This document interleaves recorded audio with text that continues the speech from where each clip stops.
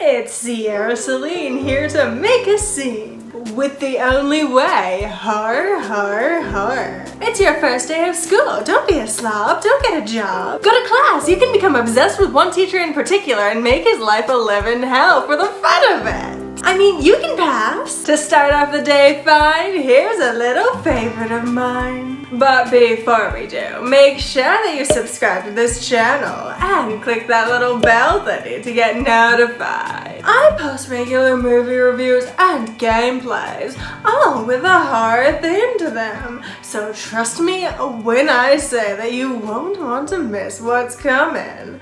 Don't believe me? Stick around to the end of the episode to find out what movie I'll be discussing next time. Class of 1984 was, confusingly enough, released in 1982. It isn't like some cute sci-fi story about cyborg teachers or anything like that. We'd have to wait until class of 1999 to get that one. These androids were supposed to educate the students. Battle droids, Miles. Battle droids. My only guess as to why it's set in the future is that it's some sort of Orwellian reference. You know, trying to indicate that this school is dystopian and this is exactly how we don't want our schools to turn out. And this movie does open with this little claim to truth, insisting that it's inspired by a true story. I'll tell you that true story in a little bit. First, I want to get this plot out of the way. The movie teeters the line of being just barely horror, and in fact I'd say that the first half of it is more of a drama. The main reason why I wanted to talk about this movie on my channel is that it was written by Tom Holland.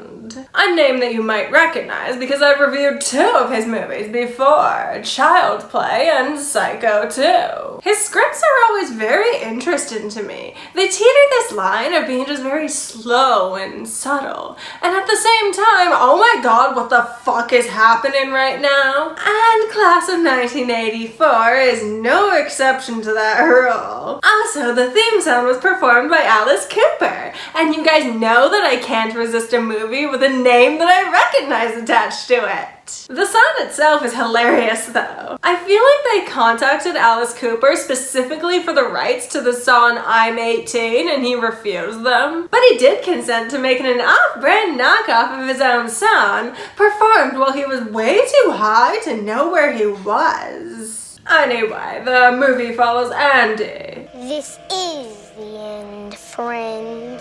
No, not that Andy. Andy Norris is a new teacher here at this school, where the walls are covered in graffiti. The students are forced to enter through a wooden arch pretending to be a metal detector. And where one of the other teachers, Terry, feels the need to carry a gun for protection. If you can't tell, this is a troubled inner city school filled with punk kids with an attitude. Well, sort of. The student body seems to be split evenly between nerds and punks. The nerds are headed by this guy, played by Michael J. Fox. Oh, sorry, this was before Back to the Future, so Michael Fox. Michael Fox really just wants to learn from his new favorite teacher, but the punk kids won't stop interrupting class with their, Nazi salutes? Man, these kids really are troubled. One day, Michael Fox witnesses one of his friends buying drugs from the punk kids at school. Wait, they sell drugs too? And shortly afterward, that friend dies. Andy is pretty sure he knows who gave the kid the drugs, and he tries to get Michael Fox to confess,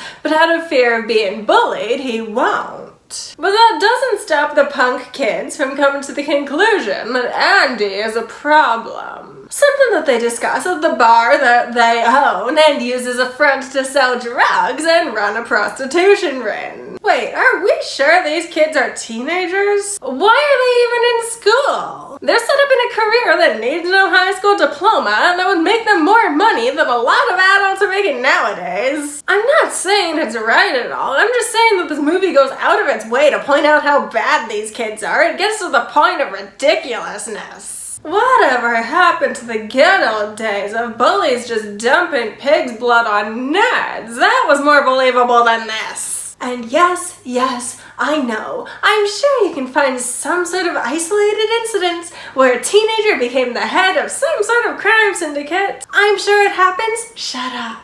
Anyway, the punk kids start stalking Andy and his sweet, pregnant wife. And yet Andy refuses to back down, telling the leader of the punk kids that he's going to find a way to get him, expelled? Imprisoned? Exposed, anyway. And things take a turn when Terry's pets get skinned and displayed in his classroom. By the way, they used real animal carcasses for this scene. The animals hadn't been killed for this movie, they just received the bodies, but, yeah.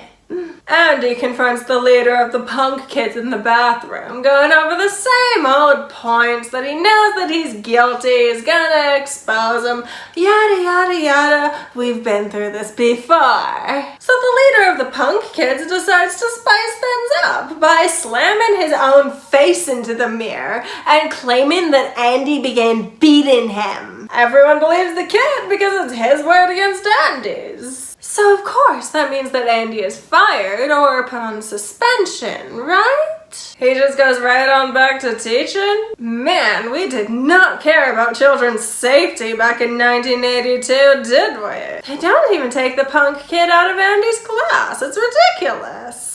But I guess Andy is still frustrated over the whole thing, so he totals the punk kid's car. Meanwhile, the punk kids have decided that Michael Fox is a liability, so they start a food fight in the cafeteria so that they can stab him in all the confusion. Once again, everyone knows that the punk kid did it, but there are no witnesses, so all Andy can do is taunt them. It's Terry who decides to amp things up this time, taking his gun out in class because he intends to force these kids to listen to him. He almost shoots the leader of the punk kids, but Andy is able to get his gun away from him. Okay, so Terry's fired, right? He's a minimum of fired, if not jailed, right? They just send him home to sleep it off? Man, we really did not care about children's safety back in 1982, did we? But it's okay, because Terry just ends up getting drunk, trying to run the punk kids over, and just ends up totaling his car and dying, so his character's indisposed.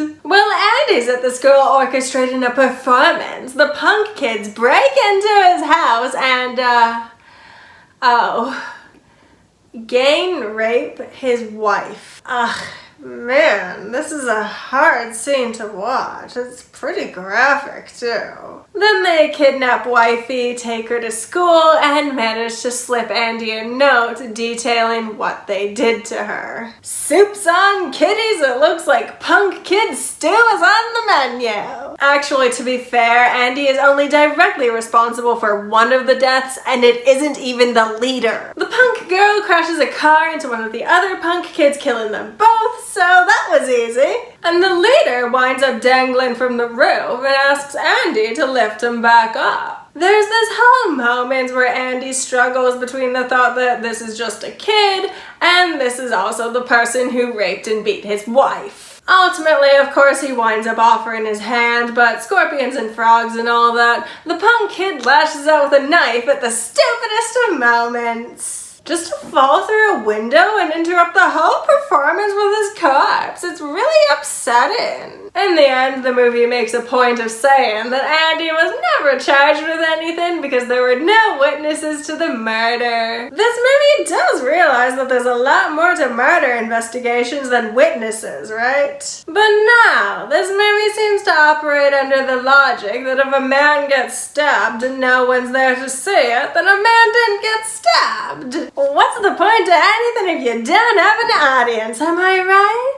Okay, so now that we've gone over the plot, this movie technically isn't based on a true story. Mark L. Lester, who served as director and writer, was reading a lot of articles about violence in schools. There was one story in particular about a teacher who brought a gun into class in order to control his students. And once you know that, it helps you understand why this useless scene is in the movie at all. So this isn't necessarily like one event where the story actually happened, so much as it's a reminder that violence in schools happen. Something that I don't really think we need to be reminded of nowadays. Watching this movie in 2020 is a trip because violence in school nowadays means something very different than it did back then. I mean, first of all, these teachers would have been fired, if not jailed, long before things could have progressed to this point.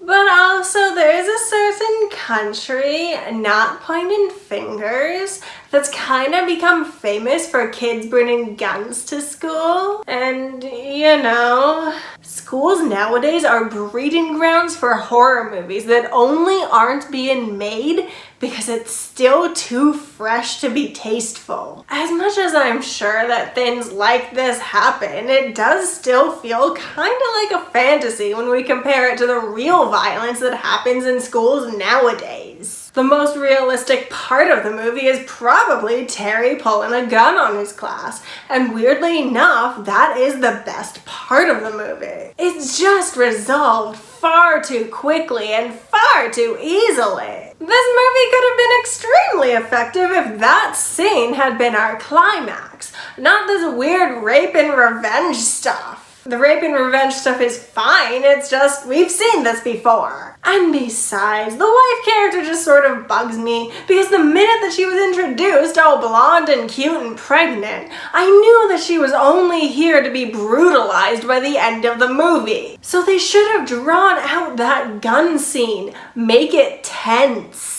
Have him threaten multiple students and maybe even shoot a couple. All while Andy is desperately trying to talk him down because as rowdy as these kids are, they're still just kids. Obviously, in this version of the movie, we'd cut out the drug selling and the prostitution ring and the Nazi stuff and everything else that makes these characters impossible to root for. We need to feel for these kids and want them to escape from this horrible situation.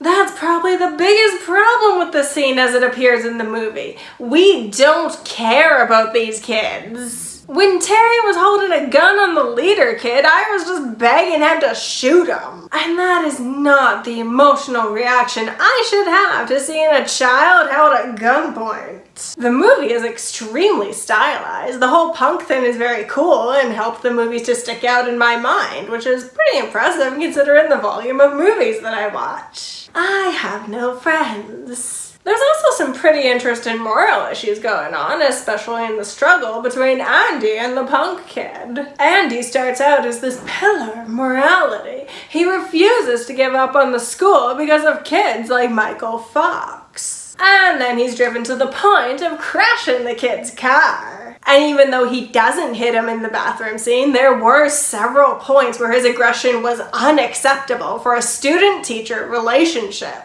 It becomes this give-or-take relationship, where two people keep doing increasingly immoral things until one of them crosses the line. But somewhere around Terry pulling a gun on his class, they kind of drop that plot point and Andy goes back to being this pillar of morality. All in all, it's an enjoyable movie, and yet it's frustrating at the same time because I can see a better movie inside it.